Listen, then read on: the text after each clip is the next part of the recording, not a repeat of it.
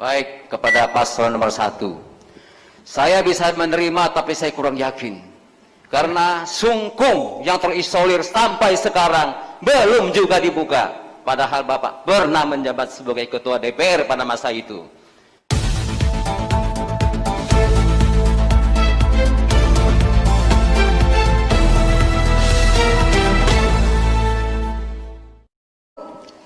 Berikutnya kepada pasangan calon nomor urut 2, dipersilakan untuk bertanya kepada pasangan calon nomor urut 1. Waktu Anda 1 menit dimulai dari Anda berbicara.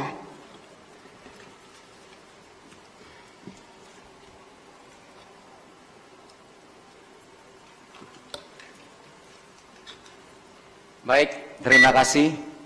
Saya ingin bertanya kepada nomor urut 1.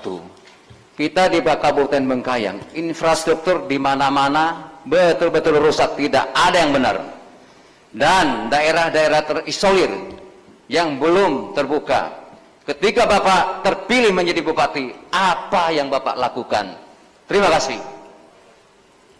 Ya, itu perlu kita pertanyakan. Kenapa? Kalau tidak salah, Bapak juga sudah pernah menjabat di Kabupaten Bengkayang. Oleh karena itu, apa langkah-langkah selanjutnya sehingga tidak ada lagi kegagalan seperti yang kemarin-kemarin? Karena masyarakat sangat merindukan pelayanan infrastruktur, pertanian, dan yang lain-lain. Oleh karena itu nanti kalau memang Bapak terpilih, apa yang harus Bapak lakukan sehingga masyarakat bisa menikmati atau bisa merasa negara atau daerahnya ada yang ngurus. Oleh karena itu kami harap supaya jangan hanya janji. Baik, cukup. Kepada pasangan nomor urut 1, disilakan untuk menjawab. Waktu Anda 1 menit 30 detik dimulai dari Anda berbicara. Baik, terima kasih kepada pasangan nomor urut 2. Kami punya misi yang ketiga, memajukan bidang pembangunan infrastruktur dasar. Artinya pembangunan jalan, jembatan, jalur usaha tani, jalur usaha produksi, irigasi, dan juga pengairan, serta listrik, air bersih, dan telekomunikasi, dengan memanfaatkan ketersediaan sumber daya alam yang ada di kita. Kita ke depan akan mulai membangun selaras dengan pemerintahan Pak Presiden Jokowi, Gubernur dan Bupati Bengkayang Desa.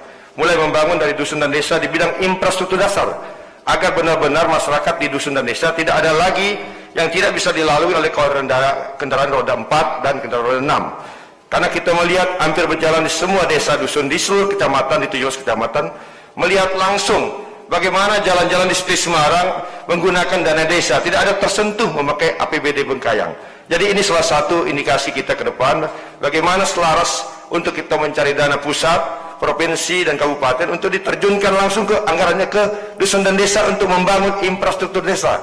Kita tahu bersama, hampir semua jalan-jalan rusak, 27 desa tidak ada listrik, 156 dusun tidak ada listrik. Target kami ke depan 3 tahun listrik ini sudah harus selesai. Dan target kami ke depan internet desa juga harus masuk sampai ke tingkat desa, agar kita bisa membangun infrastruktur dasar, pelayanan pemerintahan, pelayanan administrasi kependudukan, pendidikan dan kesehatan yang langsung bisa membuat pembangunan di tingkat dusun desa agar infrastruktur dapat baik dan lancar untuk masyarakat Kabupaten Bengkayang. Waktu Anda habis. Kepada pasangan calon nomor urut 2, disilakan untuk menanggapi. Waktu Anda 1 menit dimulai dari Anda berbicara. Baik, kepada paslon nomor 1. Saya bisa menerima, tapi saya kurang yakin. Karena sungkung yang terisolir sampai sekarang belum juga dibuka. Padahal Bapak pernah menjabat sebagai Ketua DPR pada masa itu. Saya kira hal-hal yang telah Bapak sampaikan tadi, saya kurang yakin. Saya kira bisa disampaikan lagi oleh Pak Wakil saya. Baik, karena pemerintahan di daerah itu ialah DPR dan Bupati. Oleh karena itu setiap pembangunan atau kegiatan pembangunan itu harus ada kerjasama dengan Bupati atau DPR. Oleh karena itu kemana saat-saat itu kok belum bisa melaksanakan kegiatan yang dijanjikan sekarang. Oleh karena itu ke depan kita berharap jangan lagi ada janji dusta di antara kita, sehingga masyarakat bisa dilayani, bisa menikmati pembangunan yang ada. Terima kasih. Waktu masih ada? Baik, cukup. Kepada pasangan calon nomor urut 1, silakan untuk menanggapi. 1 menit dimulai dari Anda berbicara. Baik, terima kasih. Saya dulu memang pernah menjadi Ketua DPRD. Tugas pokok DPRD adalah pengawasan, pembuatan perda dan anggaran. Tetapi dia bukan seorang eksekutor. Maka untuk ke depan, karena bupati lah kebijakan yang punya kebijakan anggaran dan kuasa anggaran. Saya belum pernah menjadi bupati, maka untuk itu rasakan masakan Pak Darwis dan Pak Samsul Rijal. Yakin pembangunan infrastruktur akan jalan sampai ke desa. Bukan janji, karena APBD kita hanya 1,1 triliun. Kita perlu berteman dengan pemerintah pusat, kita perlu berteman dengan pemerintah provinsi. Untuk itu bisa datangkan dana ke desa maupun di kecamatan untuk membangun infrastruktur dasar.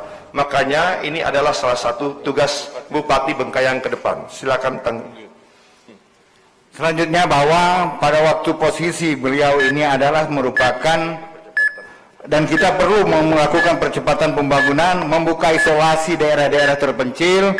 Insya Allah kalau diberikan kepercayaan kami siap untuk Waktu membangun Anda itu. habis, terima kasih.